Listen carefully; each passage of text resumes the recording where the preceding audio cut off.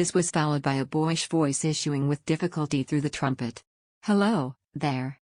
Can you hear me? It's Cobber Kain." Everybody present knew who Cobber Kain was. From the earliest days of the war, this young New Zealander had been flying with the R.A.F, and by shooting down many German machines he had become one of the great aces. Tragically, on the eve of taking a spell of well-earned rest, he fell victim of a flying accident. "We can hear you, Cobber," the circle replied in chorus. "Segrave brought me. He told me I would get through here. I want to send a message to my mother and fiancée. Tell them I have been back, that I send them my love and that I am quite all right." The trumpet returned to the floor. Iris was curious to know why Red Cloud had allowed this famous airman to speak to the circle when no friend of his was present. "Because he was a very gallant gentleman," Red Cloud replied. "And because he was so anxious to send his message of love." The message was promptly delivered and gratefully acknowledged.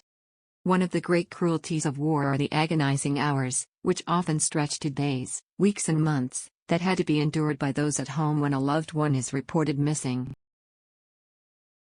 I saw much of this facet of human anxiety because so many parents and wives, unable to stand the suspense of waiting for official news, came to me for help they hoped I could give them.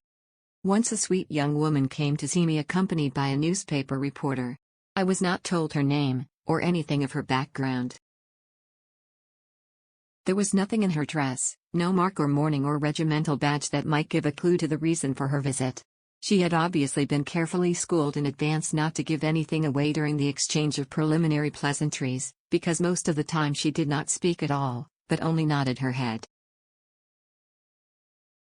As the three of us sat down together, she handed me a small packet, which she afterwards told me contained one of her husband's civilian ties.